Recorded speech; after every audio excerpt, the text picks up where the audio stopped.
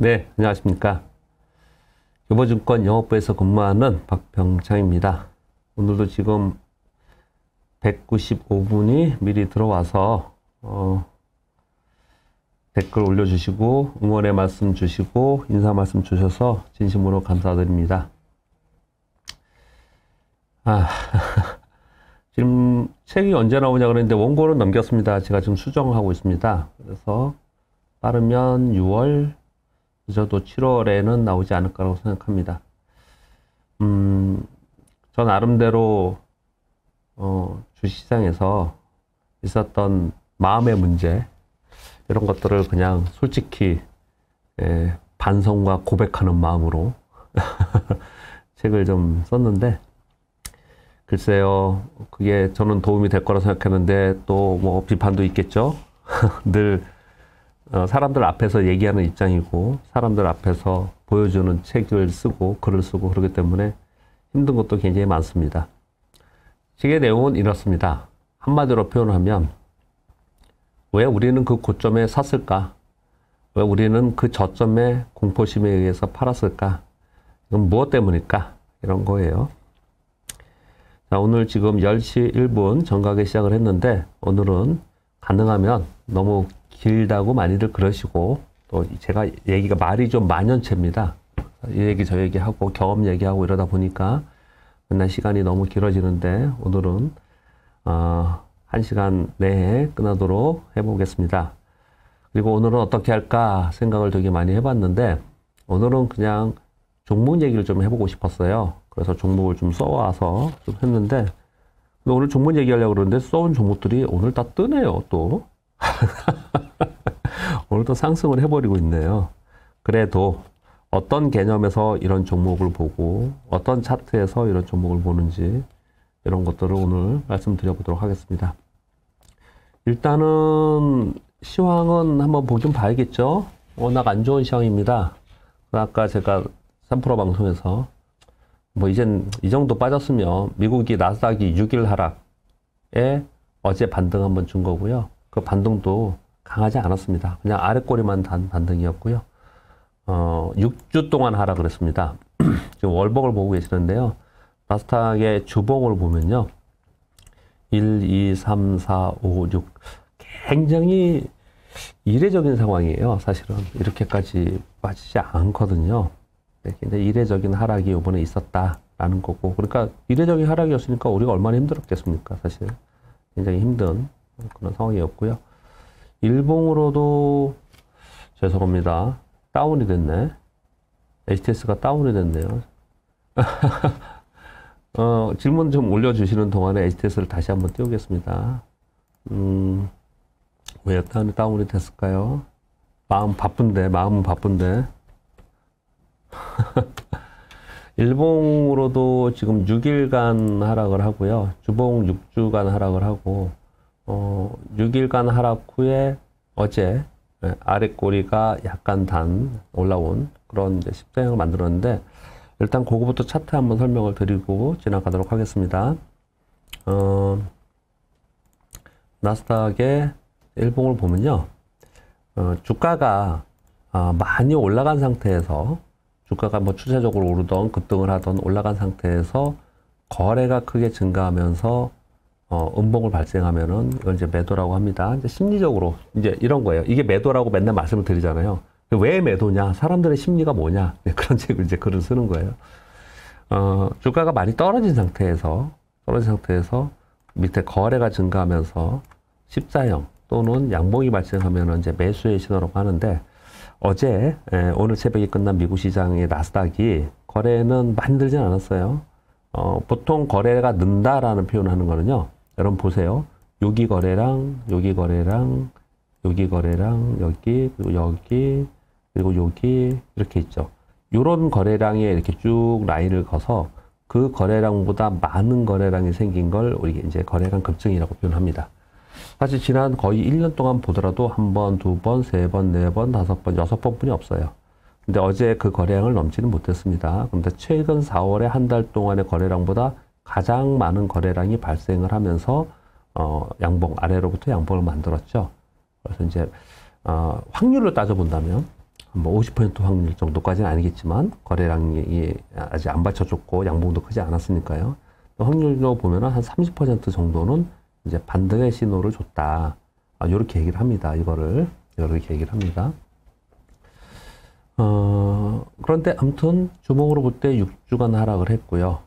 월봉으로 볼 때 지난 4월에 13.26% 하락했고요.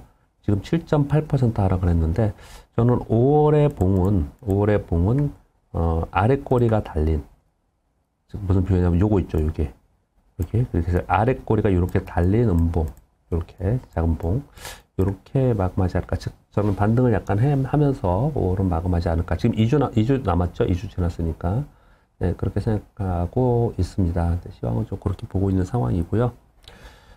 차트만 먼저 본 겁니다. 그리고 이제 그 와중에 미국 시장이 이제 이렇게 뭐라고 표현할까요? 이제 급락을 했던 거는 설명을 간단히 드릴게요. 왜냐면 제가 매주 하고 있으니까 거의 대부분 매주 들으신 분이 들어오셔요. 새로 오신 분이 없으시니까. 근데 새로 오신 분이 지금 제가 말씀하는 거를 이제 새로 들으신다면, 처음 들으신다면 과거 것도 한번 들어보시면 좀 이어서 될 것 같아요. 근데 시간이 한정되어 있으니까 과거 얘기를 다 드리면서 다시 하지는 않겠습니다. 오늘만 항상 좀 전체적인 시황을 얘기를 하는데 오늘은 제가 오늘 종목 얘기를 좀 많이 하려고 해요. 그래서 지금 오늘은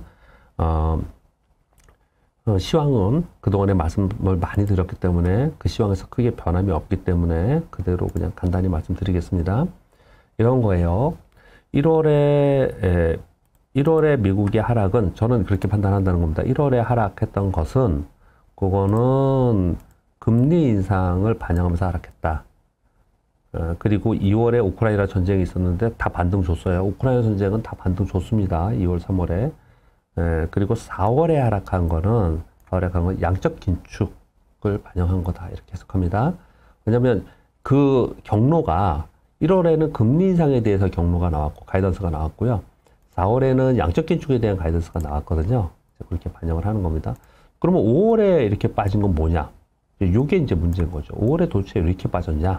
자, 5월에 이렇게 빠진 걸 설명을 드릴게요. 지금 단계니까. 무슨 표현이냐면 1월에 금리 인상 부분 반영했다라고 저는 생각하는 거예요. 양적 기축도 반영했다라고 저는 생각하는 겁니다. 전쟁 반영했다라고 생각하는 거예요. 지금 빠지는 건 뭐냐? 근데 전반적으로 금리 인상, 금융 기축을 하는 동안에 지금 해야 되는데 인플레이션이 하이퍼 인플레이션에서 꺾이지 않는 것 때문에 이제 기저에 깔려 있는 거잖아요. 일단 시장이 하락하는 거는 그냥 단 한 가지예요. 시장에서 돈을 빼가고 있기 때문에 돈을 빼는 긴축의 시간 이제 구간으로 들어가기 때문에 시장은 하락을 하는 거고요. 돈이 다시 들어오면은 뭐 경기 침체고 뭐고 간에 다시 들어오면 시장은 다시 올라가는 건데, 근데 이제 그것을 반영하면서 빠졌단 말이에요. 근데 지금 빠지고 있는 것은 가장 큰 원인은 저는 중국의 봉쇄 정책이라고 생각합니다. 중국의 봉쇄 정책이 되는 것이 왜 큰 문제냐? 지금 시장에서 우려하는 거는 두 가지잖아요. 하나는 인플레이션이 빨리 둔화가 안 되면, 그러면 금리는 오르고 물가도 오르면 스태그플레이션이 되기 때문에 그러면 빨리 인플레이션 지표가 둔화돼야 된다라는 거예요. 그런데 이번 주에 발표가 됐죠. 미국 CPI가 이게 8.1%로 약간 내려왔지만요. 그렇지만 그 안을 보니까 야, 이거 안심할 단계가 아직은 아니다. 이렇게 얘기를 하고 있는 거거든요. 즉 인플레이션 지표가 빨리 둔화가 돼야 되는데, CPI가 둔화가 돼야 되는데, 그것을 그동안에 빨리 예상보다 지금 늦어진 하이퍼 인플레이션까지 갔던 이유는 오미크론 영향이 있었고, 두 번째는 우크라이나 전쟁 영향이 있었단 말이에요. 근데 지금 중국이 봉쇄를 하고 있기 때문에 야, 이거 이 공급망 차질로 인한 인플레이션이지 않습니까? 이번에가 수요가 아니고요. 그렇다면은 중국으로 인해서 소비자 물가 지표가 둔화되는 것이 좀 지연되는 게 아니냐, 이렇게 우려가 되오는 거예요. 그래서 중국이 지금 봉쇄가 진짜 중요한 거고요. 또 하나는 지금 시장 전반적으로 가장 큰 걱정을 하는 거는 이런 거지 않습니까? 경기 침체 걱정을 하는 거예요. 지금 많은 분들이 우리 회사의 리서치 센터의 뷰도 그렇고요. 제가 지금 방송하는 저 개인적인 뷰입니다, 여러분. 개인적인 뷰예요. 우리 회사의 뷰는 아닙니다. 우리 회사의 뷰도 그렇고 전반적으로 좋지 않게 많이 보지 않습니까? 경기에 대해서요.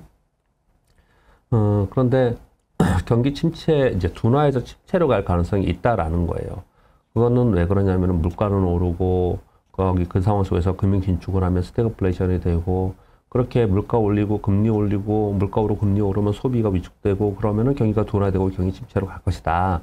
계속 이렇게 얘기를 하고 있는 거거든요. 그런데 거기에 중국이 봉쇄 정책을 계속하고 있으면은 물가도 둔화되는 게 안정화되는 게 늦어질 가능성이 높은 거고 그리고 중국의 역할이 얼마나 큽니까? 전 세계의 소비가 미국이 많지만 중국의 제조업과 소비를 어마어마하지 않습니까? 근데 그 부분이 봉쇄로 인해서 거기서 계속 중국의 지금 경기 지표가 나쁘게 나오잖아요. 그러면 야 이거 경기 침체가 뭐 빨라지거나 확실화된다. 이제 이런 얘기 걱정을 지금 하는 거예요. 그래서 지금은 중국의 도시 봉쇄가 가장 큰 영향력을 미치고 있고 그것 때문에 요번에 더 빠진 부분이 매크로 환경에는 있는 겁니다. 일단 상황은 그러면 중국의 도시 봉쇄가 어느 정도 좀 뭐라고 표현할까요? 완화되는 게 이제 가시화돼야 되지 않습니까? 그런데 그게 가시화되는 게 언제 될지에 대해서 지금 다들 뭐 자신할 수는 없는 거잖아요. 중국에 지금 뭐 오미크론을 누가 자신할 수 있겠습니까? 그러다 보니 지금 시장이 불안불안해하고 있는 그런 상황입니다. 그런데 그 상황 속에서 지금 미국 시장이 생각보다 훨씬 많이 빠졌어요. 지금 미국이 16,200포인트에서 저점 11,100포인트까지 빠졌으니 여기까지 빠졌으니 보면은 그러면 고점 대비 약 30% 빠졌단 말이에요. 그런데 제가 지금 차트를 보여드리니까 이제 차트를 못 보는 이제 방송에서는 제가 이걸 못 드리는데 생각을 해보세요. 지난 08년부터 한번 보더라도요. 08년도에 얘네들 미국이 디폴트, 리만 브러더스가 디폴트 나는 시대였고요. 글로벌 금융위기였지 않습니까? 08년도에. 근데 가만히 보시면요. 08년도 1월부터 하락을 쭉 했다고 쳐도 언제부터 반등을 했냐면 09년 2월부터 반등해서 1년 2개월뿐이 안 지났어요. 그리고 반등 좋습니다. 그리고 2015년도에 빠진 것도 이거는 몇 개는 안 됐고요. 우리 지금 2018년하고 비교를 많이 하잖아요. 2018년도하고 비교를 많이 하는 이유는 2018년도에 금리 인상과 양적 긴축을 했기 때문에 그렇거든요. 이때도 보면은 빠지기 시작한 게 여기 2018년 10월에서 빠지기 시작을 했고요. 그리고 나서 한 3, 4개월 빠졌어요. 우리나라로 봐도 그렇습니다. 우리나라 한번 가볼게요. 우리나라가 지금 11개월째 지금 힘든 상황이 좀 있지 않습니까? 우리나라를 보면요. 아주 길게 볼게요. 외환위기 때부터 볼게요. 아예 그냥. 외환위기 때도요. 이게 외환위기 때가 언제냐면 97년 12월에 외환위기 이제 디폴트 선언할 때니까 사실 97년부터 빠졌거든요. 이때 1년 빠졌거든요. 그리고 나서 97년, 여기가 97년이네요.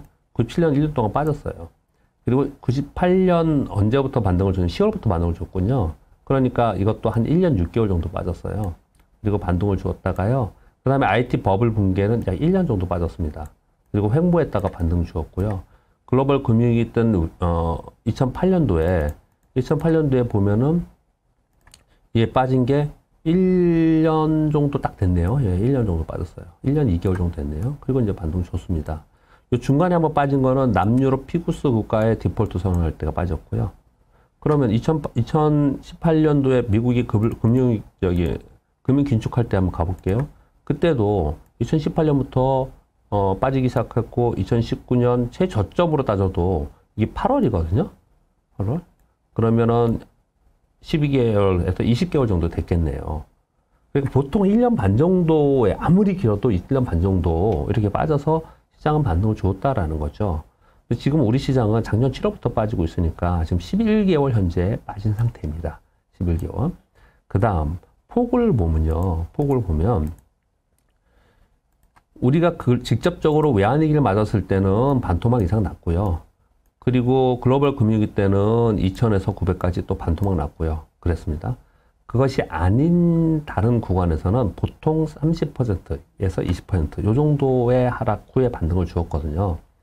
지금 우리나라 시장이 23% 정도 하락했죠. 고점 대비요. 우리나라 시장은요. 근데 다시 미국으로 가볼게요. 미국 나스닥은 30% 하락을 했다는 거예요. 어마어마하게 미국 나스닥이 빠진 거예요. 왜 이렇게 됐느냐? 더 많이 빠졌냐. 과거에 굉장히 힘든 시장 상황 속에서도 이렇게 폭이 크지는 않았는데 왜 이렇게 많이 빠졌냐. 그냥 흔히 얘기하기로 쉽게 얘기할 수 있는 방법은 그때보다 돈을 더 많이 풀었잖아. 돈을 더 많이 풀었다는 얘기는 그때보다 버블이 더 심했잖아. 그러니까 더 심한 버블이니까 풍선이 빵빵하게 있었으니까 터트리니까 당연히 더 빠지는 거 아니야. 이게 그냥 일반적으로 얘기할 수 있는 거고요. 이거는 이제 세간에서 얘기할 수 있는 거고요. 저녁 먹으면서 얘기할 수 있는 거고, 이제 분석하는 입장에서 우리가 주식 투자를 하는 입장에서 보면은 그냥 막연하게 그렇게 얘기할 수는 없는 거고요. 요번에 더 빠진 이유는요, 수급적 왜곡 현상이 우리 1월에처럼 우리 LG에너지솔루션 때문에 수급적 왜곡으로 막 깊게 빠졌잖아요. 지금 미국이 그런 상황이라고 저는 생각을 합니다. 왜냐?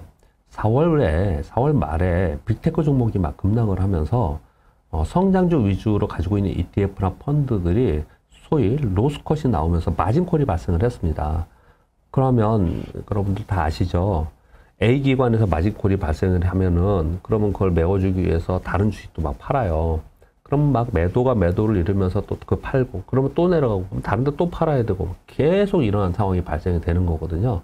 우리 투매 나올 때 그런 일이 발생을 하잖아요. 지금 미국은 이번 5월에는 그런 현상이 벌어진 거예요. 그래서 수급적 왜곡 현상에 의해서 더 많이 빠졌다. 이렇게 볼 수가 있는 거고요. 자, 여기까지는 다 이해됐었습니다, 이제. 그런데 여기서는 이제 반등 얘기가 요즘 많이 나오고 있어요. 그 이유는 뭐냐면, 여기까지만 미국 설명 드릴게요. 팬데믹이 중간에 있었을 때가 언제냐? 팬데믹이 있었을 때가 2020년 3월에 있었잖아요. 이렇게 이제 2018년도에 금융 긴축한다고 빠졌다가 다시 다 올라왔었는데 팬데믹으로 빠졌어요. 그리고 나서 팬데믹 이후에 돈의 힘에서 올라간 요거는 상승이 아니라고 제가 자주 설명을 드립니다. 진짜 상승은 언제부터냐? 여기에요. 2020년 10월, 11월. 여기부터 상승해서 여기까지 올라간 게 이게 버블이에요. 요만큼 만든 게. 이게 진짜 제대로 버블에 의해서 상승한 건데 그게 원위치했다는 거예요. 제가 3프로 방송 그랬죠. 이게 11,000포인트라고요. 근데 오늘 아침에 끝난 시장에 오늘 저점이 11,100포인트입니다. 원위치한 겁니다. 거기까지 원위치. 법을 그냥 다 해소된 거예요. 그러다 보니 이제 반등 얘기가 조금씩 나오고 있는 것이다 라고 생각하면 될 것 같고요. 우리 시장을 그거랑 똑같이 비교해서 보면은 아래로 텀이 약간 더 있습니다. 사실 아래로 텀이 더 있는데 한번 볼게요. 우리 시장도 2018년도에 미국보다는 우리가 더 많이 빠지고 기간도 더 길죠. 우리 시장은 더 미국보다 약하니까요. 2018년부터 쭉 빠지다가 반등 시도하다가 팬데믹을 맞았어요. 1439에서 팬데믹 이후에 올라왔던 이거는 상승이 아닙니다. 계속 말씀드리지만 이건 상승이 아니고 진짜 상승은 2020년 11월 여기부터 상승이라는 거예요. 근데 나스닥은 여기까지 내려와 있는 겁니다. 지금요. 내려와 있는 거예요. 우리 시장이 여기부터 언제냐? 이게 지수가 얼마냐? 시가가 2276, 2300포인트예요. 그래서 2400포인트 얘기를 자꾸 하는 것 같아요. 2400포인트 정도 되면은 진짜 바이아고로 진짜 하락을 멈추는 게 아니냐, 이제 락바텀이 되는 게 아니냐 이런 얘기들 하는 것 같거든요. 근데 2550까지 떨어졌잖아요. 아래로 텀이 이제 한 150포인트 정도, 물론 퍼센테지로 높을 수도 있습니다. 그간 고생할 수는 있어요. 그러나 위에서 떨어진 폭하고 아래로 떨어질 폭이 계산했을 때, 이게 지난주에 말씀드린 거잖아요. 요만큼이 남아있다라고 하면은, 자, 그러면 여기는 매수에 관심을 좀 가져야 되지 않냐, 이런 얘기들이 지금 나오고 있는 그런 상황이고요. 그럼 우리 시장도 미국하고 비교해보면 이만큼 더 떨어질 수 있겠네? 이렇게 생각할 수도 있잖아요. 그런데 미국도 이 정도에서 멈춰야지 사실은 정상적이라고 생각을 했는데, 이만큼 더 많이 떨어진 것은 미국의 수급적 왜곡 현상이 있었다라는 거예요. 우리나라가 1월에 미국보다 훨씬 더 많이 빠진 건 우리나라의 수급적 왜곡 현상이 있었던 거잖아요. 그래서 1월에 계속 뭐라고 그랬냐면은 작년 내내 미국은 좋은데 우리는 빠져. 1월에 미국은 잘 버텨. 그래도 그나마 버티는데 우리 시장은 폭락해. 그러니까 전부 다 한국장은 절대 주식하면 안 돼. 미국장으로 다 가야 돼. 라고 해서 미국이 갔는데 미국이 지금 폭락을 맞고 있는 거예요. 그러니 참 안타까운 상황이 됐죠. 자꾸 왔다 갔다 하다가 이제 그런 꼴이 된 거니까요. 근데 우리 시장은 여기서부터 요 밑에까지는 지금 현재 고려하지 않는 이유는요. 이 밑으로 더 빠지기 위해서는 새로운 악재가, 아까 말씀드린 악재가 아닌 새로운 악재가 나와야 되는 거고요. 두 번째, 악재들이 지금 다 반영됐어요. 근데 여기서부터 빠지기보다는 반등을 한번 노려보자라고 조심스럽게 얘기하는 이유는 계속해서 제가 하나만 말씀드릴게요. 그냥 이제 시간도 많이 갔으니까. 우리 환율이 있잖아요, 환율. 우리나라 환율이, 어딨습니까, 원화? 이게 지금 1290원대에 왔어요. 이거는 그 금융위기 때 빼놓고는 없다라고 계속 제가 말씀드리잖아요. 계속. 이게 굉장히 이례적인 상황입니다. 이거는요. 굉장히 이례적인 급등을 한 거거든요. 여기까지 와 있는 상황 속에서 외국인들이 우리나라에서 계속 팔았어요. 그 외국인들이 지금 현재 우리나라의 전체 시가총액의 30% 아래로 떨어져 있는 상황인데 여기서 더 강력하게 팔 수 있겠느냐, 외국인들이. 그렇게 이제 매도는 이제 그렇게 강한 매도는 많이 이제 줄어들었다. 이렇게 얘기를 많이 하는 거란 말이에요. 또 하나는 이 환율이 조금이라도 만약에 밑으로 하향 안정화되는 모습이 나타나잖아요. 그러면 시장은 화답을 굉장히 강하게 할 가능성이 높다라는 거예요. 왜? 여기부터 여기까지 올라오는 동안 힘들었으니까. 이게 꺾어 내려오기 시작하면 우리 시장은 반등할 수 있게 가능성이 있는데 환율이 꺾어 내려올 수 있는 방법은 세 가지 정도가 있다 그렇습니다. 하나는 CPI가 둔화되는 거. 근데 요번에 4월에 약간 둔화됐는데 5월과 6월까지 보아서 연속적으로 둔화된다고 환율은 떨어질 거예요. 두 번째는 우크라이나 전쟁이 종전되는 거. 이건 잘 모르죠. 어느 날 갑자기 되겠죠. 또 하나는 중국의 도시 봉쇄가 완화되는 거. 요게 세 가지가 결국은 시간이 지나면 되는 거지 않습니까? 그게 언제인지 모르니까 지금 힘들어하는 거고요. 그런데 그게 진행이 되면서 환율이 떨어지면 우리 시장은 위쪽으로 이렇게 갈 개연성이 있다라는 거죠. 지금 상황은 그런 개연성이 있는 상태에 있다. 그래서 지금 보면은 안 좋은 뉴스뿐이 없지 않습니까? 좋은 뉴스는 없어요. 그러면 지금 바라는 건 뭐냐면 안 좋은 뉴스를 시장에서 반영했으니 안 좋은 것들이 조금이라도 해소되는 과정 속에서 시장은 반등을 바라봐야겠다. 이렇게 생각을 하는 거고요. 지금 그까지 매주 제가 말씀드린 내용 그대로인 거고요. 그 상황 속에서 향후 더 길게는 어떻게 보겠냐? 이렇게 질문하시는 분이 있더라고요. 그건 말씀을 이제 예전에 드렸죠. 지난주 안 드린 것 같으니까. 우리 시장은 어떻게 한다고요? 급락했다가 원위치 했다가 박스. 급락했다가 원위치 했다가 다음에 내려와서 박스. 그래서 저는 박스권으로 굉장히 오랫동안 우리 시장이 갈 가능성이 높다고 생각합니다. 내년에 경기 침체 우려를 하면서 시장이 폭락할 가능성에 대해서 굉장히 많이 하는데 저는 박스권이 있을 가능성이 훨씬 더 높다고 생각을 합니다. 근데 제가 생각하는 박스권이 하단으로 좀 내려갔죠. 그건 이제 LG 에너솔루션을 제가 감안하지 못했다. 그래서 제 실수다라고 인정을 하고 이렇게 말씀을 좀 드렸습니다. 그래서 지금 현재 2588포인트인데요. 지수는 좀 넙하게 본다면 2400에서 한 3000 정도 이렇게 봐야겠지만 중간값으로 본다면 한 2750, 이 중간에 2750이 있잖아요. 2750을 전후로 해서 위로 올라가기도 하고 내려가기도 하고 이렇게 되지 않을까라고 생각합니다. 그래서 작년부터 말씀을 계속 드리고 있는 거는 뭐냐면 종목 싸움이다 이제 이렇게 얘기를 하는 것이죠. 중요하게 우리가 좀 포인트, 종목을 볼 때 생각해야 될 포인트는 뭔가 그것만 몇 개 짚고 그럼 종목으로 넘어가겠습니다. 지금 시황은 그 정도 말씀드리겠습니다. 지금 여러분들이 제가 설명을 드렸지만 제가 굳이 이건 이렇기 때문에 반등하지 않겠느냐 이런 걸 다 떠나서 여러분들이 이제 다 보실 줄 아시잖아요. 이런 것들 전부 다들 보실 줄 아시기 때문에 아마 지금 시장은 상당히 내려왔다. 상당히 많이 내려왔다. 그리고 이번 주에 더 급격하게 변동성을 주고 이랬던 것은 수급적 왜곡이 상당히 있다.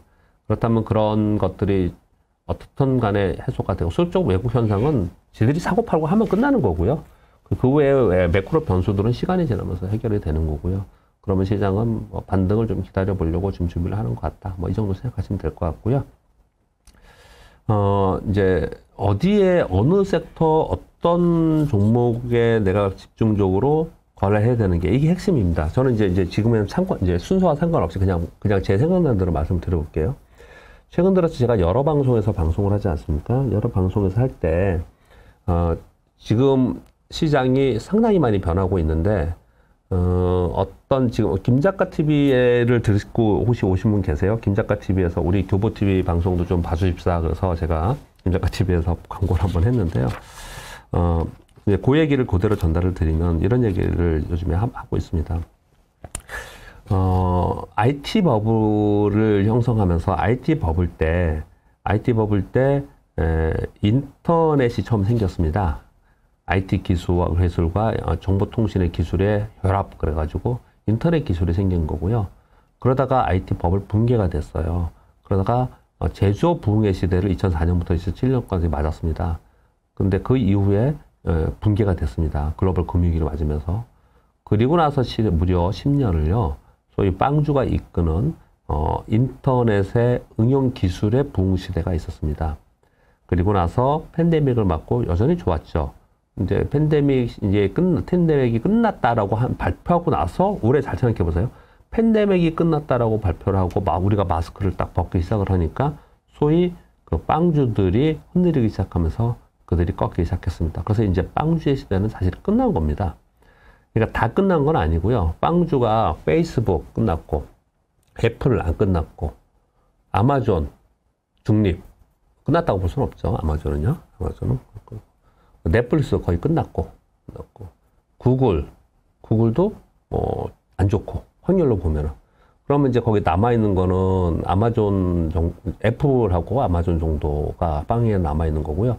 이제 어떤 게 좋을 거냐면 이제 테슬라 많이 빠졌지만 테슬라나 아니면 애플이나 마이크로소프트나 이제 이런 것들이 향후에 좋을 것이다. 거기서 살아남고 또 새로운 신흥 주인공이 나타날 것이다. 그래서 신조어가 또 생기겠죠. 왜 그렇게 보느냐? 인터넷 기반의 응용 기술이 한계에 목에 찬 거죠. 그렇기 때문에 애플이 이제 아이폰 판매하지만 아이폰 판매 대수는 계속 줄어들잖아요. 그러니까 서비스나 다른 사업을 하면서 이익을 창출하려고 노력을 많이 하는 거고, 경제적 계좌인 충성도 고객을 이용해서 계속 그렇게 하는 거지 않습니까?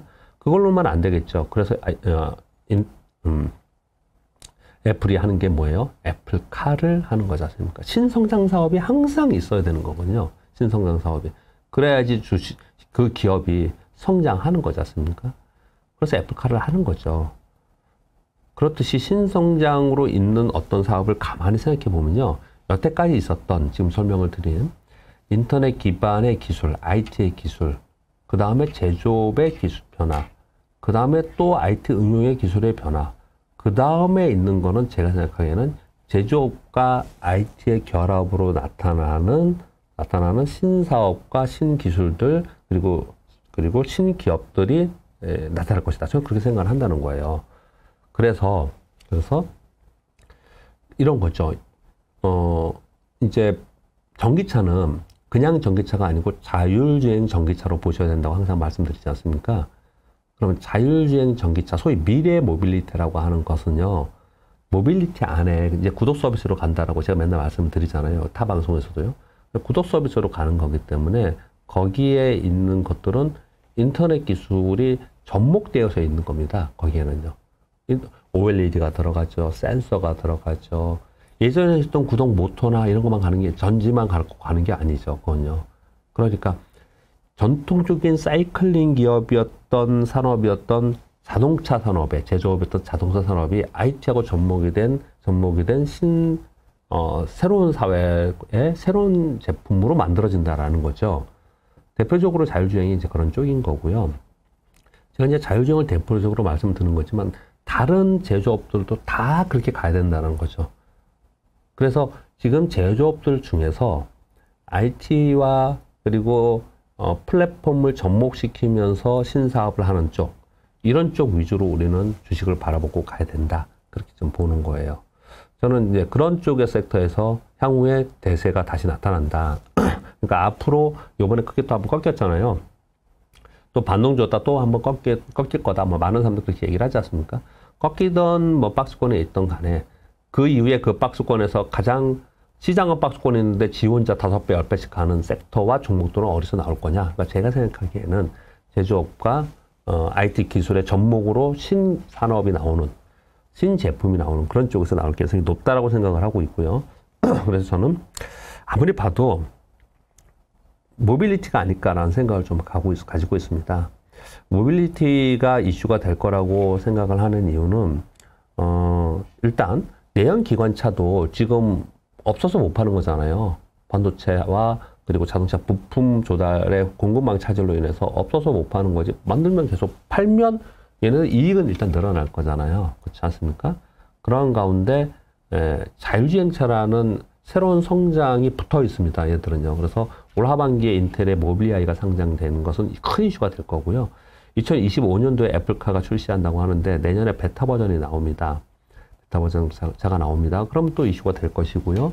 그리고 애플카의 대항마는 포드일까요? 현대차일까요? 도요타일까요? GM일까요? 저는 그렇게 생각하지 않고요. 테슬라카일 걸 가능성이 높다고 생각을 합니다. 그럼 테슬라카도 자율주행카로 나올 거란 말이에요. 테슬라는 지금 상당 부분 자율주행을 굉장히 진일보하고 있고요. 그러면 자율주행차라고 얘기하는 것들이 나오고 있는 거고요. 그 이번 주에 뉴스 나온 것 중에 하나가 이런 뉴스가 나왔잖아요. UAM 얘기 나왔잖아요. 미래의 카의 최첨단은 사실은 자율주행차도 아니고 전기차도 아니고 뭐라고요? UAE다. 항공차, 날아다니는 차, 이거 다 이런 얘기를 많이 하잖아요. 근데 이거 전부 차거든요, 차거든요. 그래서 상당히 개연성이 그쪽이 높다라고 저는 생각을 하고 있고요. 그래서 그쪽에 관심을 좀 가져보자. 이런 제 표현을 드리는 이유는요, 지금 당장 그런 쪽을 거래하자 이런 부분이 아니고요. 이런 쪽에 종목을 가지고 있는데 빠졌어, 만약에. 그러면 그런 것들 때문에 고민하지 마시고 그런 종목들을 팔지 마십사 얘기를 하는 거예요. 그런 개념을 가지고 있는 종목을 가지고 계시면은 그런 종목은 지금 힘들긴 하지만 결국은 나한테 수익을 줄 겁니다. 그리 오래 가지도 않아요. 우리 인생 전체 살는데 그렇게 오래 걸리지도 않을 거라고 저는 생각을 해요. 그래서 그런 쪽에 주식을 갖고 있느냐 없느냐 이게 굉장히 중요하다라는 말씀을 드리는 거거든요.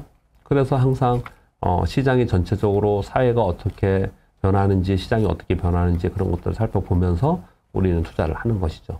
그렇다고 제가 장기 투자를 하자, 가치주 장기 투자하자 이런 말씀을 드리는 건 아니고요. 단기 거래를 하던 장기 투자를 하던 어떻든 간에 성장이 있는 주식을 해야 된다는 거죠. 기업이 우린 주식 투자를 미래의 기업의 이익에 투자하는 거지 않습니까? 근데 기업이 미래의 이익이 없는, 즉 성장이 없는 기업에 투자하는 것은 저는 아니라고 생각해요. 그건 진짜 단기 거래만 해야 되죠, 그냥. 근데 성장이 있는 쪽에 하는 거죠. 그런데 그 성장이 너무 먼 성장이야.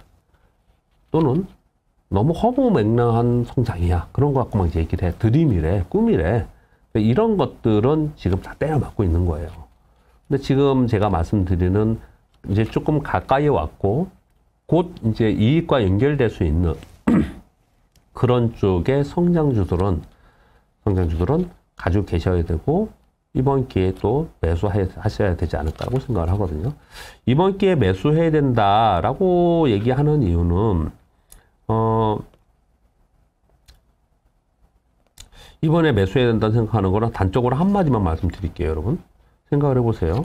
2020년, 2021년 그 동학개미 운동이라 그러면서 주식시장이 열풍일 때 이 가장 인기를 끌었던 사람들이 어떤 사람들입니까? 주식을, 우량주를, 가치주를 사서 롱텀으로 장기 투자해야지만 된다라고 하는 사람들이 가장 인기를 끌었고 여러분들은 그 말을 믿고 그때 많이 샀지 않습니까? 삼성전자도 사고 삼성전기도 사고 현대차도 사고 많이 샀잖아요. 사이클링 이런 거 우리는 모르겠고 타이밍 이런 거 모르겠고 그냥 사야 된다 이렇게 얘기를 많이 했지 않습니까? 그러면 거꾸로 질문을 해볼게요. 그때는 그런 걸 사야도 되는 타이밍이었는데 심지어 3,300인데 주가 떨어지는데 이거 어떻게 합니까? 물어보면 뭘 걱정합니까? 그냥 사세요 막 그때 그랬잖아요. 근데 지수가 2,550까지 떨어졌는데 지금은 그때는 사야 될 때고 지금은 팔아야 될 때입니까? 그건 아니잖아요. 아주 심플하지 않습니까? 어떻게 3,000포인트에는 매수 타이밍이고 지금은 매수 타이밍이 아닙니까? 그때 매수 타이밍이었는데 지금은 팔라고 하는 거는 약간 좀 이상한 거예요. 진짜 원칙 자체가. 지금 사야죠. 지금 사야죠. 지금 샀는데 더 떨어졌어. 그러면 지금 살 때가 아니고 더 기다려서 밑에 떨어져야 돼? 이걸 모르기 때문에 그때도 3,000포인트 사라고 했던 거잖아요. 사람들이요. 근데 그때보다 지금 엄청나게 떨어져 있는데. 그래서 이런 거 막 요즘에 포탈 보면 별 얘기 다 나오잖아요. 이런 거 얘기하는 사람이 있더라고요. 지난 한 30년간 시장이 아까 제가 보여드렸잖아요. 위기가 있을 때마다 외환위기가 있을 때, 글로벌 금융위기가 있을 때, 뭐 유럽의 그 위기가 있었을 때, IT 버블이 있었을 때, 팬데믹 있을 때, 위기가 있을 때마다만 계속 주식을 샀다. 그래서 실제로 해놨더라고요, 계산을요. 그런 걸 막 해놓은 젊은 친구들이 요즘에 대단해요. 어마어마한 수익률이 높아졌겠죠. 근데 지금 뭐 곧 시장이 여기서 폭락할 것처럼 얘기를 하고 있고, 글로벌 경기 침체로 가서 이제 아웃될 거라고 얘기를 하지 않습니까? 근데 결론적으로 보면은 그때 산 사람들이 위너였지 않습니까? 지금 사실 그런 구간이라는 거예요. 다만 내가 지금 말씀 주신 것처럼 물 타고 해서 물 탈 돈이 없다 이렇게 말씀을 드렸지 않습니까? 보세요. 그렇습니다. 주식을 그러면 거꾸로 생각을 해보면 지금 주식을 다 들고 있어요. 다 들고 있어서 살 게 없어요. 그런 이제 푸념을 하고 저도 그 마음을 알고 저도 그런 사람 중에 한 명입니다. 그렇죠? 그런 생각을 해보세요. 자, 그러면 지금 내가 팔아야 되느냐 이런 고민 많이 하시잖아요. 내가 지금 팔고 더 밑에 사야 되느냐 또는 지금 팔고 있다가 나중에 시장이 좋아지면 사야지 이런 생각 많이 하잖아요. 그런 건 아니라는 표현을 제가 드리는 거죠. 결국 시장은 사이클링이 있었고요. 이 시기는 지나간다. 이렇게 마음을 먹고 어떤 주식을 내가 들고 있느냐. 요걸 좀 계속 생각을 하자. 이런 의미에서 말씀을 드리는 거고. 그래서 오늘 종목 얘기하다 그랬는데 말이 좀 길어졌습니다. 제일 중요한 거는 지금 시장의 가장 큰 악재는요. 중국의 제로 코로나 정책입니다. 요게 제로 코로나 정책이 끝나면 시장이 굉장히 크게 화답할 겁니다. 그걸 중요하게 잘 생각을 하시고요. 그 다음에 미국이 그 대중국 관세 인하한다는 얘기가 솔솔 나오고 있잖아요. 이거 바이든 대통령이 6월에 결정할 거라고 하거든요. 이거 결정되면 굉장히 굿뉴스입니다. 이것도 한번 이렇게 메모하세요. 키포인트만 얘기하겠습니다. 오늘은 중국의 제로 코로나가 언제 끝나는지 어떻게 진행이 되는지 두 번째 미국의 대중국 관세 인하가 어떻게 되는지 언제쯤 하는지 요거 그 다음에 지금 코인발 크러쉬가 많지 않습니까? 이거는 근데 주식시장에는 영향을 줄 겁니다. 주식시장 이번 주에 영향 많이 줬고요. 영향을 줄 거고 앞으로도 좀 여진이 있을 것 같습니다. 그런데 아주 크게는 아닐 것 같아요. 근데 이것도 한번 살펴볼 필요가 있고요. 그리고 지금 새로운 정부에서 하는 그 주식 관련된 정책들 있잖아요. 이게 실제로 나오는지 말뿐인지 이것도 좀 살펴볼 필요가 있을 것 같고요. 여러분 내용은 다 아시죠? 제가 이렇게 쭉 설명 안 드려도 아니면 화면을 보시면 화면에 나오니까 지금 글씨 크니까요. 제가 글씨 크게 되게 많이 하니까 천천히 보시면서 한번 보세요. 중요한 뉴스만 말씀드립니다. 인텔이 차세대 CPU 초도 물량 공급 개시했다는 거 굉장히 중요한 뉴스입니다. 왜냐하면 우리 반도체 쪽에 하는 삼성전자 얘네 쪽은 인텔의 CPU에 지원하는 반도체를 만드는 거잖아요. 그래서 지금 DDR5죠, 그게요. 얘네들이 이제 이 CPU가 이제 많은 제품에 장착될수록 반도체는 거기에 맞는 반도체를 이제 갖다 붙여야 된단 말이에요. 이제 그 DDR5인데 DDR5에 있는 소재, 부품, 장비 주식들이 우리나라 되게 많아요. 그래서 이게 되게 중요한 뉴스가 하나 나온 거고요. 그래서 기회를 볼 수가 있겠고요. 그리고 미국하고 중국이 지금 경기가 둔화 또는 침체될 개연성에 대해서 걱정을 많이 하잖아요. 그래서 경기 부양 정책으로 인프라 정책을 계속 얘기를 하고 있습니다. 인프라는 게 뭡니까? 도시 깔고 철도, 하고 항만하고 이런 거거든요. 그래서 건설기계 장비가 많이 들어가는 거예요. 그래서 지금 건설기계 장비가 특히 굴삭기 같은 경우에 가격을 많이 올렸음에도 불구하고 공급 부족이라고 얘기를 하죠. 수요를 못 따라간다고 얘기하지 않습니까? 자, 요것도 하나 이제 섹터로 이제 가능할 것 같고요. 아까 말씀드린 대로 이제 전기차, 수소차, 자율주행차 UAM 이게 이제 핵심으로 되지 않을까라고 생각하고 있고요. 올해 상반기에 레벨 3 자율주행차가 이제 출시가 되는데 지금 현재 레벨 2 단계인데요. 레벨 3가 되고 모빌아이가 상장이 되고 애플카가 내년에 베타 버전 나오고 그러면 이제 점점 더 이슈가 될 겁니다. 이 부분 생각해야 되고요. 여기에 이제 발맞춰 갖고 현대차에서 인도네시아에서 3월에 전기차 공장에서 이제 만들기 시작을 할 거고 미국 조지아주에 신규 전기차 공사를 신설한다. 이런데 현대차에서는 우리는 대답할 수 없다. 맨날 그랬는데 이번에 바이든 대통령이 방한했을 때 전격적으로 발표할 가능성이 상당히 높다. 이렇게 얘기를 하거든요. 그래서 미국 조지아주에 나가 있는 자동차 부품 회사들이 요즘에 좀 움직였습니다. 그건 좀 이따 말씀드릴게요. 어디냐면은 SL 화신, 구형테크, 아진산업 이런 데가 이제 그쪽이었고요. 그리고 외국인 비중은 이제 시황에서 말씀드렸습니다. 외국인 비중이 2009년 이후에 최저예요. 이 얘기 여러 번 말씀드렸습니다. 아마도 계속 팔지 못할 거예요. 지금 환율 때문에 지금 이러고 있는 건데 환율 조금만 안정화 되면 외국인들은 어쩌면 생각보다 세게 들어올 수도 있어요. 그래서 환율을 계속 지켜보는 게 중요하다. 그렇게 말씀드리면 될 것 같고요. 그리고 하반기에 랜드 가격이 예상보다 가격이 많이 못 올라간다는 이런 얘기를 하고 있는데요. 자, 삼성전자 많이 갖고 계시는데 제가 좀 표현을 좀 삼성전자도 시장 반등 때 외국인들이 들어오면 삼성전자 사겠죠, 당연히. 그러니까 반등의 기회가 있겠죠. 그런데 이제 주식을 하면서 그 다음에 성장이 그 기업의 성장이 뭐냐, 성장 모멘텀이 뭐냐, 그게 굉장히 중요하다 이렇게 제가 말씀을 드렸잖아요. 근데 요즘에 좀 삼성전자에 답답한 게 그거예요. 물론 이익 많이 나올 겁니다. 이익이 굉장히 구조가 다변화되어 있고 이익은 계속해서 탄탄하게 나올 거로 생각이 드는데, 그래서 삼성전자가 경제적 혜자가 뭔데, 그래서 삼성전자가 향후에 지금보다 한 단계 레벨업 될 제품이 뭔데, 이게 삼성전자가 그걸 내놓지 못하고 있는 게 저는 상당히 답답하다고 생각을 해요. 기업이 변신을 해야 된다고 생각하는 거거든요. 그러니까 기업들이 보면은 뭐 그것 때문에 많이 빠지긴 했지만 여하튼 간에 페이스북 메타라고 막 이름을 바꾸고, 그리고 애플은 애플카를 만들고, 테슬라는 뭐 주가 빠지고 우리한테 고생시키고 하지만 테슬라는 남들 다 안 할 때 전기차 상용화 한대 가지고 결국은 만들어냈죠. 그리고 자율주행 전기차 만든다고 하죠. 그것도 전기차가 태양광 전기로 갈 수 있는 친환경 전기차를 만든다고 하고 있죠. 날아다니는 차를 만든다는 우주항공을 하고 있죠. 그러니까 굉장히 거기는 새로운 걸 뭘 하겠다라고 하고 있고, 그렇게 비전을 확실히 갖고 있는 거거든요. 근데 요즘에 이제 엉뚱한 짓을 많이 했죠. 일론 머스크가 말도 안 되게 그거 하는데 돈도 많이 들고, 그것만 성공시켜도 전 세계적으로 인류의 어마어마한 건데 중간에 뭐 광산회사 인수한다 그러고, 코카콜라 인수한다 그러고, 그리고 뭐야 트위터 인수하고 뭐 이러니까 이제 주가가 빠진 거예요. 그거 일론 머스크의 리스크예요. 제가 보기에 테슬라는요.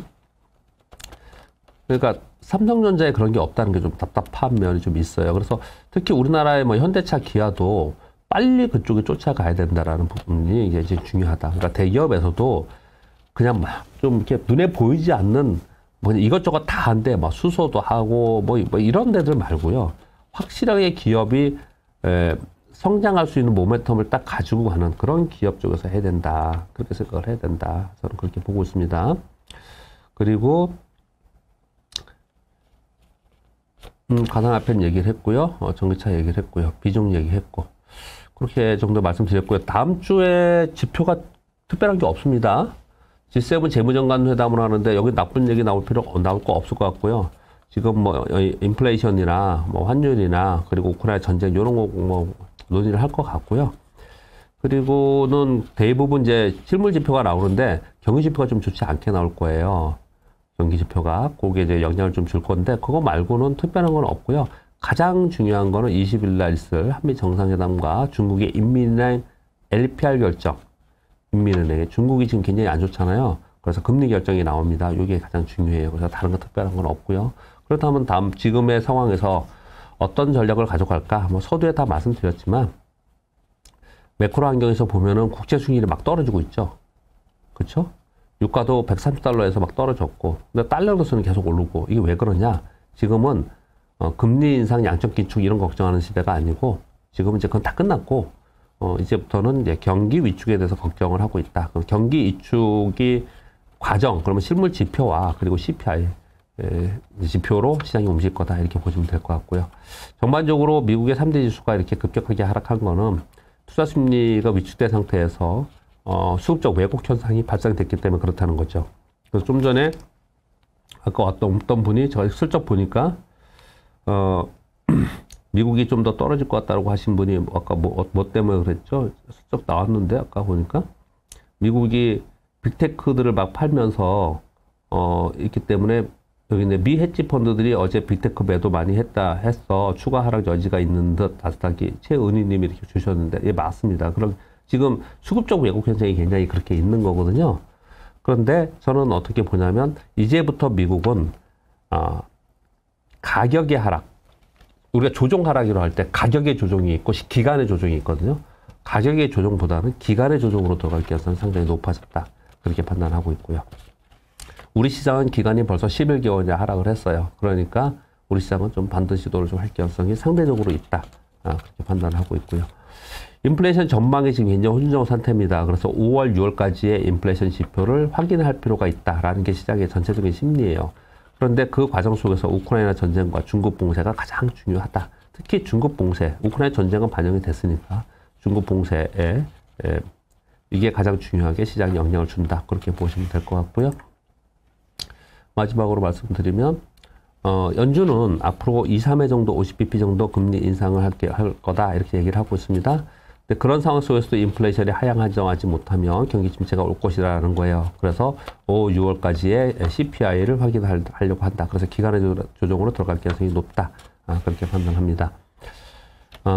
전반적으로 그러면은 그 상황 속에서 나는 어떤 종목에 또는 내 가지고 있는 거 어떻게 대응할 것이냐. 일단 환율이 하락하면 대형주 먼저 움직일 겁니다. 그래서 대형주에서 환율이 하락할 때 외국인들이 들어올 수 있는 종목은 쥐고 있어야 된다. 그리고 만약에 박스권으로 있다면 중소형주가 움직일 건데 어떤 게 움직일 거냐. 팬데믹과 무관한 쪽. 그리고 먼 미래의 이익이 아닌 당장의 이익이 있는 쪽.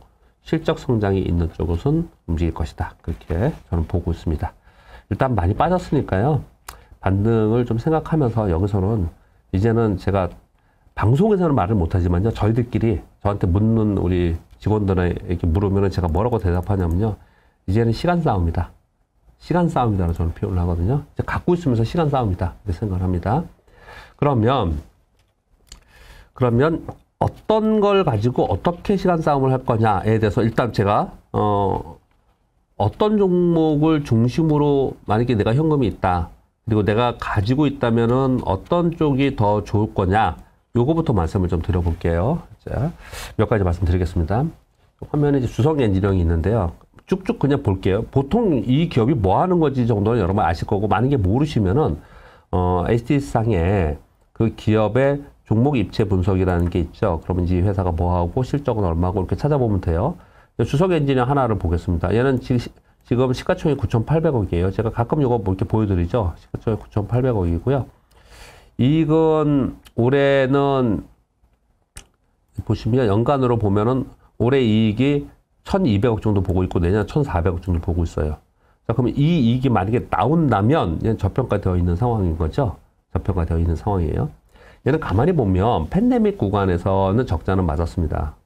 그러나 얘 보면 굉장히 탄탄하게 이익이 매출 자체가 늘어나고 있는 기업이에요. 근데 그리고 나서 차트 가볼게요. 제가 오늘 중점적으로 말씀드릴 차트는 뭐냐면요. 요거예요. 지금 일봉으로 보면 얘도 고점 대비 되게 많이 빠졌죠. 28,000원에서 2만원까지 빠졌으니까 8,000원이나 빠졌으니까 8,000원 빠지면은 얼마예요? 3,000원, 3,000원. 20% 이상 빠진 거잖아요. 이거 갖고 있으면서 굉장히 힘들지 않습니까? 근데 여러분들이 지금 갖고 계신 게 이런 류에 있다면 크게 고민하지 마시고 있으시면 괜찮습니다. 요 말씀 드리려고 하는 건데 왜 그러냐면요. 지금은 시장이 폭락하고 있고 종목들이 반토막 이상 난 종목이 많기 때문에 일봉보다는 일봉에서는 20%는 다 빠졌어요. 안 빠진 것들은 거의 없습니다. 대부분 좋다고 하는 기업들 다 빠졌어요. 삼성전자가 32% 빠졌고 TSMC 42% 빠졌고요. 다 빠졌습니다. 애플도 마이너스 20% 났어요. 근데 당연히 뭐 그 정도 빠질 수 있는 거예요. 지금 시장은요. 그런데 어떤 걸 내가 가져가야 될 거냐 아니면 내가 어떤 걸 지금 사야 될 거냐라는 고민을 할 때는 이 주봉과 월봉을 보시라는 거예요. 제가 오늘 여러 개를 보여드릴 겁니다. 주봉을 이렇게 봤더니 일봉에서 굉장히 빠지고 고민하고 있었는데 전체적인 흐름을 봤더니 얘는 전체적으로 그냥 위를 쳐다보고 있네 얘가. 그리고 제가 차트를 볼 때 항상 말씀드릴 때 이렇게 얘기를 많이 합니다. 여러분께 한번 제가 직접 말씀을 드려볼게요. 지금 아까 일봉을 보면서 자, 이 주식을 지금 내가 현금이 있다면 사야 됩니까? 제가 예전에 이걸 되게 많이 했어요. 강연회 할 때. 예전보다 지금 인기가 조금 더 좋아져갖고 강연회 하면 걱정이에요. 강연회 하면 이제 꽉 찰 것 같아요. 그쵸? 예전에 하면은 뭐 200분, 500분 정도 오시고 막 이런 데서 강연을 제가 했거든요. 500분이 오셨어요. 그러면 주성 엔지니어링을 고민하시는 분이 갖고 계신 분들이 있단 말이에요. 그러면 이 종목을 제가 일봉을 딱 띄워놓고, 사람들한테, 뭐 거기 오신 분들한테, 자, 주성 엔지니어링을 지금 사야 됩니까? 손 들어주세요. 여러분 한번, 스스로 한번 지금 해보세요. 주성 엔지니어링 일봉을 보고, 여러분들은 또 저한테 또, 제 책도 많이 봐주시고 해서 많이 좀 아시잖아요. 지금 현재를 얘기하는 거예요. 과거 생각하지 마시고요. 과거에 거기서 못 팔아서 아쉬워, 뭐 이런 거 말고요. 지금 현재 얘가 주성 엔지니어링을 사야 됩니까? 생각해 보세요. 사야 됩니까? 가지고 있다면 팔아야 됩니까? 얘는 이 일봉을 보면요. 일봉을 보면 이렇게 올라서 횡보하고 약간 또 올라서 밑으로 떨어지고 그래서 지금 얘를 뭐라고 딱히 말할 수가 없지 않나요? 뭐라고 말할 수가 없어요. 이거는요. 그래서 이게 대부분 제가 보면요. 이런 종목을 얘기를 하면은 지금 사야 됩니까? 그러면은 100분이라면은 별로 많이 안 들어요. 20, 30분 정도. 20, 30명 분이라고 이렇게 표현이 그러니까 그냥 할게요. 명으로요. 이렇게 들어요. 근데 팔아야 됩니까? 그러면은 그건 별로 많이 안 들어요. 그렇거든요. 근데 보세요. 사야 됩니까? 그럴 때 한 20, 30몇 분이 안 된다니까요. 그런데 얘 주봉으로 이렇게 볼게요. 주봉을 놓고 이렇게 보면은 자, 이 종목을 지금 사야 됩니까? 그러면은 여러분 어떻게 생각해 보세요. 20, 30명보다 훨씬 많아집니다. 50명 이상이 이거 사야 된다고 해요. 왜? 얘는 우상향하면서 중간에 이런 터울이 있지만 고생은 했지만 계속 우상향하면서 기업이 이익이 늘어나는 기업이었다는 거예요. 얘는요. 또 볼게요. 그냥 몇 가지 보겠습니다. 제가 몇 가지 아까 그냥 여기 써왔는데 미리 떼어놔야지. 제가 종목을 막 보다가 다 없어져 버렸네. 몇 가지 종목을 보다 보니까. 그냥 없는 걸 그냥 칠게요. 그냥 순서대로 써온 대로 보겠습니다. 이 인탑스예요. 인탑스의 일봉을 보세요. 인탑스도 이 역시도 이렇게 올랐다가 고점 대비 또 폭락했다가 또 올랐다가 이랬잖아요. 갖고 계신 분들은 그냥 갖고 계시겠죠. 왜 이런 게 오늘 막 10%씩 이렇게 급등하냐면요. 얘네들은 주봉을 보시면요. 주봉을 보면 얘는 똑같이 아까 그거랑 똑같이 이렇게 계속 올라가고 있는 겁니다. 전체적인 흐름이. 월봉으로 보면 더더욱 그렇겠죠. 더더욱. 전체적인 흐름이 우상향으로 있다라는 건 뭐냐면 그 기업이 계속 성장하고 있기 때문에 주식이 막 그냥 말도 안 되는 막 그냥 그런 뭐라 할까요? 카지노판이 아니에요. 막 그렇게 비아냥거리는 사람도 있고 비판하는데 그러지 않아요. 그 기업의 성장이 있는데 중간에 굉장히 힘들게 얘도 보세요. 인타스는 거의 2021년 1년 내내 빠졌어요. 신고가 났는데? 왜? 그걸 보는 거예요. 전체적인 흐름을 보는 거예요. 전체적인 흐름은. 또 볼게요. 지금 IT가 오르기 때문에 그런 거 아니냐? 그러면 다른 것도 지금 볼게요. 다른 것도. 이 PSK, 얘는 오늘 별로 못 오르고 있어요. 얘는요. 계속 횡보만 하고 뭐 3%뿐이 못 오르고 있어요. 근데 얘 주봉을 이렇게 보세요. 얘는 이 시장에 얘는 빠지지도 않았어. 얘는요. 그런데 답답하긴 하거든요. 생각해 보시면 이런 걸 갖고 있으면서 답답하고 나 이거 어떻게 해야 돼? 이렇게 고민하시는 분은 사실은 반성해야 됩니다. 왜? 남 사람들 반토막난 종목도 갖고 있고 마이너스 70% 종목 갖고 있고 막 이런데 이건 왜 이럴까요? 얘는 그만한 성장이 있기 때문에 그렇다는 거예요. 그만한 성장이 있다는 거. 또 그냥 제가 여러분들이 갖고 계시는 뭐 그런 것도 있지만 그냥 제가 눈에 띄는 제 관심 종목에서 눈에 띄는 것만 몇 개 그냥 올라오면서 적어 왔습니다. ENF 테크놀로지. 예, 보세요. 자, 일봉 보면 이게 굉장히 올라갔다 내렸다가 이게 크죠. 그쵸? 제가 비교를 해드리는 거예요. 주봉을 보세요. 얘는 다른 거랑 좀 다르죠. 얘는 전체적으로 보면은 우상향으로 가는 거는 분명히 맞는데 주봉상으로 볼 때도 이 기간이 이렇게가 내려왔다는 거예요. 그러니까 얘는 상대보다 다른 것도 약한 거. 오늘 좀 약하잖아요. 이익 성장이 상대적으로 낮다라는 거거든요. 또 다른 거 볼게요. 오늘 한솔케미칼 이거 보세요. 얘는 일봉 이렇게 가볼게요. 이게 일봉 여러분 다시 질문 드려볼게요. 여러분 이 일봉 차트 한솔케미칼의 차트를 보고 자, 이 종목을 사시겠습니까? 그럼 100명 중에 제가 보기에는 대부분은 좀 더 지켜보고요. 지금 샀다가 물리면 어떻게 시장도 안 좋은데 대부분 다 그렇게 얘기를 합니다. 대부분 다 그렇게 얘기를 하거든요. 그런데 주봉을 이렇게 띄워놓고 얘의 이 상승에서 이렇게 떨어져 있는 상태에서 얘 기업을 본다면 이것도 사겠다고 하는 사람이 개인적으로 많아요. 사실은 또 그렇거든요. 그래서 지금은 뭐냐면 주봉을 봐야 된다는 얘기를 말씀드리려고 하는 거고요. 그러면 IH가 아닌 것 한번 볼게요. HFR이라고 5G 무선통신 있죠. 5G 무선통신. 얘 주봉을 한번 보세요. 얘 주봉 보면 얘는 더 장기적으로 흐름이 있었어요. 보면은 쭉 장기적으로 올랐다가 쭉 빠졌다가 또 올랐다가 얘 월봉으로 보면 어떤 모습이 나타날까요? 월봉은 당연히 계속 고점을 높이면서 올라갔을 거라고요. 왜 얘네들은 이렇게 고점 라인에 계속 있을까? 요 생각을 하는 거예요. 요 생각을. 또 우리 많이 아는 동진세미캠 있잖아요. 동진세미캠 사가지고 고생 되게 많이 했잖아요. 지금 동진세미캠 갖고 있는 건 저 최고점 5만 원인데 얘가 이렇게 많이 빠졌어요.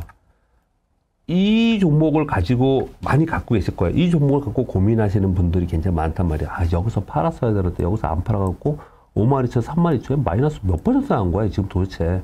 주식은 그러니까 무조건 들고 가는 게 아니고 이 거래 실으면서 고점 되면 팔고 또 어느 순간 되면 사고 이렇게 하는 게 박병창 부장이 말이 맞았어. 이렇게 지금 이제 빠지니까 그런 생각을 하는 거잖아요. 그렇게 기술적으로 하실 수 있는 분은 그렇게 하는 게 분명히 맞아요. 근데 제가 오늘 말씀드린 건 뭐냐면 지금 주식들이 많이 빠져 있잖아요. 이 상태에서 나는 어떤 주식은 들고 갈 거냐, 어떤 주식은 팔 거냐, 어떤 주식은 더 살 거냐, 지금 이거 설명을 드리고 있는 거예요, 오늘은요. 그래서 주봉을 이렇게 보면 전체적인 큰 이 흐름에서 이게 동시에 빠졌습니까, 이게? 얘는 그냥 이렇게 왔다 갔다 하면서 가고 있는 거예요, 지금요. 가고 있는 겁니다. 이렇게. 계속 그걸 보자라고 지금 설명을 드리는 거예요. 그걸 보자고. 또 어떤 걸 볼까요? 제가 여기서 지금 한 2주 동안 얘기를 하고 있는 것 중에 하나가 요 종목 얘기를 많이 하고 있죠. 요거 SPG요. SPG요. 예전에 이러신 분들이 있어요. 여러분들, 앞으로 제가 방송을 하는 날 여러분들하고 저는 도움이 되도록 열심히 노력할 거고, 우리 서로 공감대 형성하면서 여러분들이 이익을 낼 수 있으려면 어떻게 해야 되냐면은, SPG 하기 전에 이것부터 얘기할까요? LG노텍이요. LG노텍을 계속 얘기를 했어요. 근데 막 올랐단 말이에요, 이게. 이렇게 막 올랐어요. 40만원 근처까지 갔어요, 이게. 그러니까 50만원 얘기가 나오기 시작할 때, 제가 LG노텍의 설명을 막 해요. 그러면 대부분 댓글이나 사람들이 뭐라고 그러냐면, 에이, 이렇게 올랐는데, 이제 얘기하네.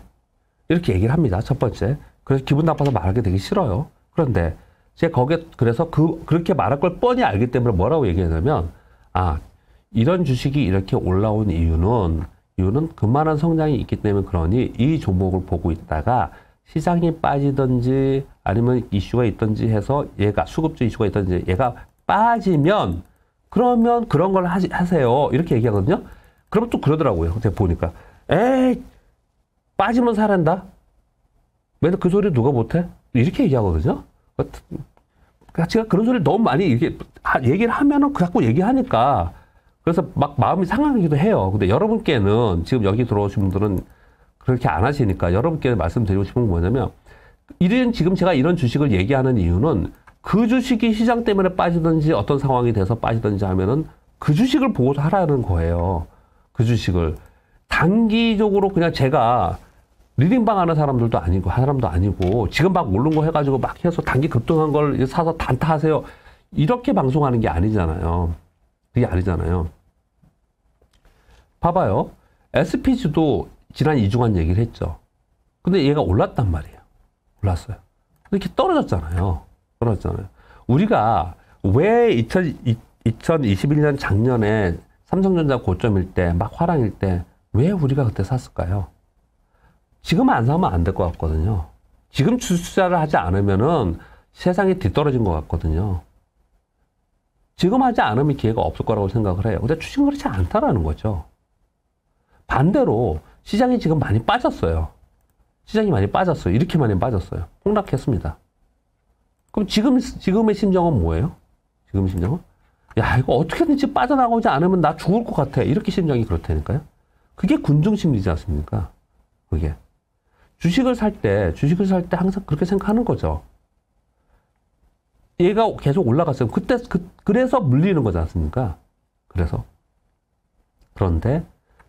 시황을 보는 거고, 그 주식의 추세를 보는 거예요.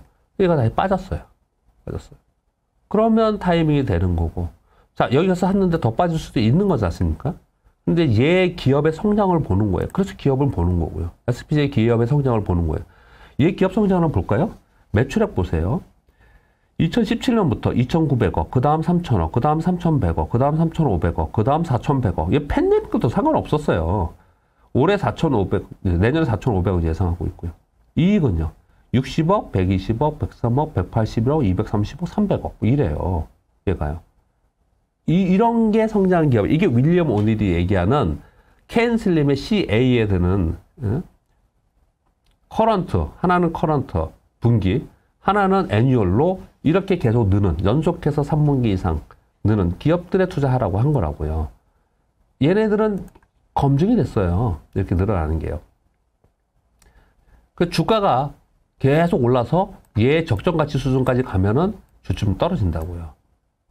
그러다가 적정가치가 여긴데 적정가치는 계속 이익이 내니까 이렇게 그래야겠구나. 이렇게 적정가치가 는단 말이에요. 근데 얘가 적정가치처럼 막 가서 오버슈팅해. 그러면 이렇게 떨어져요.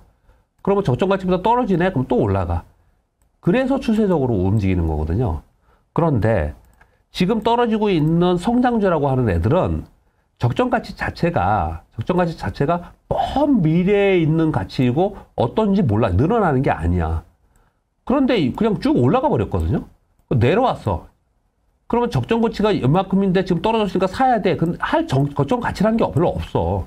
얘네들이 떨어지는 거예요. 얘네들이. 다시 돌아가겠습니다. 그래서 주봉을 보고 얘는 흐름이 계속 우상향으로 가고 있네. 이 우상향에 있는 주식을 사는 게 가장 안전한 방법이에요. 주봉상 우상향에 있는데 그 주식이 일봉으로 막 떨어지고 있어. 그러면 그건 시황이나 다른 것에 의해서 빠진 거기 때문에 가장 좋은 방법 중에 하나인 거죠. 우리 자동차 쪽의 말씀은 이제 현대기아차도 앞으로 관심 있게 자동차 쪽을 관심 있게 봐야 된다 말씀을 드렸습니다. 자동차 쪽에도 현대차가 있고 기아가 있고 그렇지만 보시면 현대차는 제가 아까 보시면 현대차는 얘는 우하향하면서 내려왔었죠. 이렇게. 그렇죠? 근데 지금 보면 기아는 박스권에 있었습니다. 그러니까 기아가 더 센 거예요. 올라올 때 더 센 거예요. 얘가. 근데 이렇게 그냥 안 빠지고 있는 게 또 있었습니다. 현대 오토에버. 얘도 이러고 있어요, 지금요. 이유가 있는 거겠죠. 그게 뭐예요? 얘 성장할 거라는 거예요. 성장할 거라는 거예요. 근데 아무튼 지금까지 차트를 좀 말씀드렸고요. 자동차 쪽에서는 많이 얘기를 하는 게 현대기아가 있고, 그리고 만도가 있고요. 만도가 있고. 만도 같은 경우에는 제가 지난번에 차트 한번 말씀드리면서 어떤 종목 가지고 설명을 드렸는데, 저거 설명하다 그랬구나.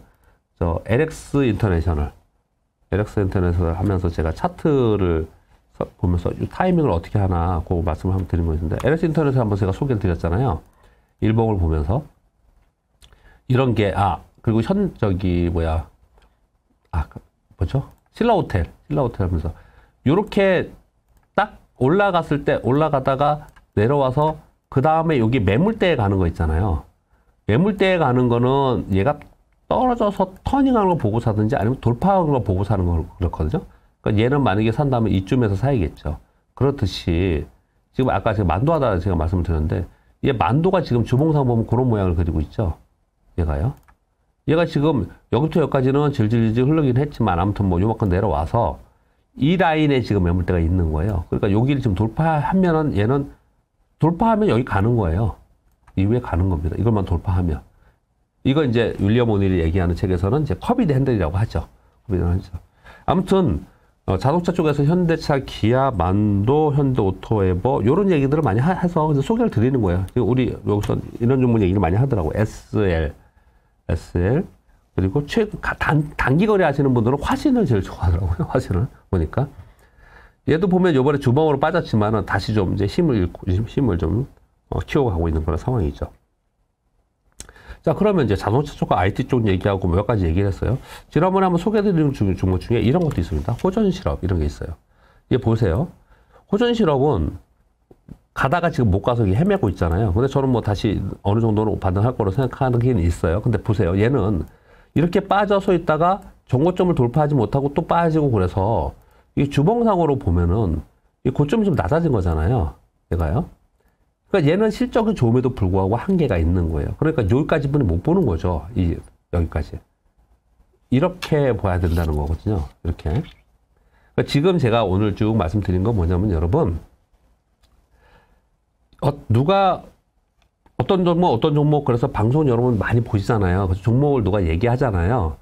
그러면 그 종목을 가지고 첫 번째 봐야 되는 거 종목 입체 분석에 가서 얘 기업의 이익이 꾸준히 늘어났는가. 이 호전 실업을 제가 그때 말씀드린 이유는 얘는 그 전에 늘었다가 팬데믹에 줄었다가 그 다음에 계속 이익이 200억, 258억, 300억 이렇게 늘어나고 있어요. 얘가요. 늘어나고 있습니다. 근데 얘가 좀 제가 적극적으로 말씀드리지 않는 이유는 시가총액이 그냥 낮아요. 980억뿐이 안 돼요. 그러니까 그 시가총액이 낮다는 건 좀 약간 리스키하잖아요. 이제 그런 부분이 있는데 설명하기 위해서 그냥 하는 거예요. 제가요. 설명하기 위해서. 이익이 계속 늘어나는 기업이야.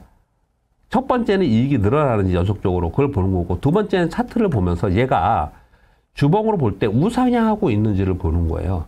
주봉상은 굉장히 긴 시간 동안 장기 투자입니다. 월봉까지 봐가면서 장기 투자하는 건 너무 긴 거고, 주봉 정도를 봤는데 우상향하고 있다는 얘기는 중간에 우여곡절이 있지만 기업의 이익이 훼손되지 않고 있구나라고 보는 거예요. 그런데 주봉으로 봤더니 이미 꺾여서 우하향하면서 계속 움직이고 있는 거 있지 않습니까? 얘는 기업 이익이 훼손됐을 가능성이 상당히 있거든요. 그래서 누가 뭘 얘기를 하면은 첫 번째 보시는 방법은 재무상태표 들어가서 그 외에 볼 것도 많지만 이건 무조건 기본입니다. 시가총액 보고 그 다음에 이익에 가서 이거를 분기별로 계속 느는 기업인지 들쭉날쭉하지 않고 연간으로 계속 늘어나는 기업인지를 보고 이익은 계속 늘어나네. 이익이 늘어나는 게 그 다음에는 차트를 보는 이유는 뭐예요? 수급이 그걸로 되어 있고 사람들이 사려고 하면 우상향이고 팔려고 하면 우하향인 거잖아요. 기업의 이익을 차트가 사람들이 반영을 하면서 우상향하고 있는지, 그러면 이익도 늘어나고 주가도 우상향하고 있다. 그러면 그런 기업들이 이번에 시장이 떨어질 때 급락을 했다. 그러면 그런 주식을 사면은 이익을 극대화시킬 수 있는 거고 다시 효과가 날 거니까. 또는 그런 주식을 내가 가지고 있다? 걱정할 필요가 없다라는 거죠. 그런 데서 벗어나 있는 주식들에서 걱정을 하는 거거든요. 물론 여러분들이 갖고 있는 게 그런 주식에서 빠져 있는 게 많습니다. 그렇죠? 그런 데서 벗어난 주식이 많아요. 그런 데서 벗어나 있는 주식에서는 또 마지막으로 말씀드릴게요. 어떻게 구분을 해야 되느냐? 아까 시황하면서 말씀드렸습니다. 팬데믹의 수혜주였나? 즉 지난 10년 동안의 수혜주였냐를 보고서 그걸로만 올라온 애들, 이익은 없으면서 그것만 올라온 애들은 아마 안 될 가능성이 되게 높아요. 반등하면 팔아야 됩니다. 저는 그렇게 생각하거든요. 그렇지 않고 또 극단적으로 완전 굴뚝주야. 예를 들어서 자동차 부품이 있어요. 자동차 부품의 내연기관 부품사들은 30% 이상이 망할 거라고 지금 발표가 나오고 있죠. 연구 자료들을 보면요. 빨리 자율주행 전기차로 부품 회사들이 변신을 해야 되거든요. 그렇게 얘들이 변신을 해서 성장을 바탕으로 해서 기본적으로 깔고 가느냐? 그렇다면 빠져도 개별 종목들 같은 경우에는 가져갈 수 있는 거지 않습니까? 근데 그렇지 않다. 그러면 걔도 빨리 정리를 해야 되는 거죠. 그러니까 즉 제조업에서도 굴뚝주를 가지고 있으면 안 된다는 거고, 제조업 플러스 IT 산업의 성장주를 가지고 가야 된다. 이렇게 얘기를 하고 있는 거고요. 지금 대표적으로 마켓컬리에 대해서 요즘에 말이 많지 않습니까? 마켓컬리가 대표적인 팬데믹 수혜 업종이잖아요. 그렇지 않습니까? 저희도 마켓컬리 거 이용해서 거의 매일은 한 3일 한 번은 마켓컬리가 오거든요. 그런데 어떤 거는 마켓컬리 거 안 쓰고요. 이마트 거 씁니다. 어떤 건 롯데마트 거 쓰고, 왜냐면 어떤 건 이마트가 더 좋아요. 이 로켓배송이라는 쿠팡 프레시웨이도 있습니다. 경쟁사도 굉장히 많잖아요. 그런데 마켓컬리의 밸류를 5조 줘야 되느냐? 저는 그렇게 생각하지 않는다라는 거죠. 저는요. 그러니까 개념을 마켓컬리를 제가 폄하하는 게 아니고 비판하는 게 아니고요. 주식을 보실 때 제가 말씀드린 차트나 이익 이걸 벗어나서 나 이거 판단을 어떻게 할까라고 판단할 때 팬데믹으로 인해서 이걸로 성장한 거다. 이거는 어렵다. 앞으로 어렵다. 계속 앞을 다음 걸 봐야 된다. 분명히 다음에는 반등할 땐 다 같이 반등할지 모르지만 분명히 다음에는 팬데믹 때 있었던 뭐 우리 진단 키트니 뭐 이런 거 있잖아요. 이런 게 아닌 꼭 팬데믹 때문이 아닌 인터넷 환경에서 있었던 것들에서 벗어나서 새로운 산업이 나오면서 거기 주도주가 나올 가능성이 훨씬 더 많다라는 거예요. 그걸 생각하시면서 내 주식을 이걸 더 들고 갈 거냐 아니면 기다릴 거냐 이렇게 생각하시고요. 내 가만히 보니까 내 주식들은 지금 박 부장이 얘기하는 그런 쪽에 들어가서 성장이 있는 것 같아 라고 하셨다면 이제부터는 마지막으로 말씀드리겠습니다. 이제는 시간 싸움이라고 저는 생각합니다. 시간 싸움. 왜? 시간이 흐르면서 지금의 악재들이 해소될 것이기 때문에 전쟁이든 중국의 봉쇄이든 모든 해소가 될 거기 때문에 시간 싸움이다 라고 생각합니다. 그 다음에 경기 침체가 내년에 된다 그러는데 그건 어떻게 할 거냐? 제가 매주 방송하니까 매주 꼭 이 시간에 못 들으신다 하더라도 녹화 방송을 들으시면서 같이 한번 고민하고 같이 한번 이겨나가는 걸로 그렇게 하도록 하겠습니다. 좋은 날씨입니다. 그리고 오늘 다행히 시장이 오늘 반등을 꽤 비교적 큰 폭으로 해주고 있습니다. 그나마 좀 위안을 삼고 좋은 주말 보내시기 바랍니다. 오늘은 여기까지 하도록 하겠습니다. 감사합니다.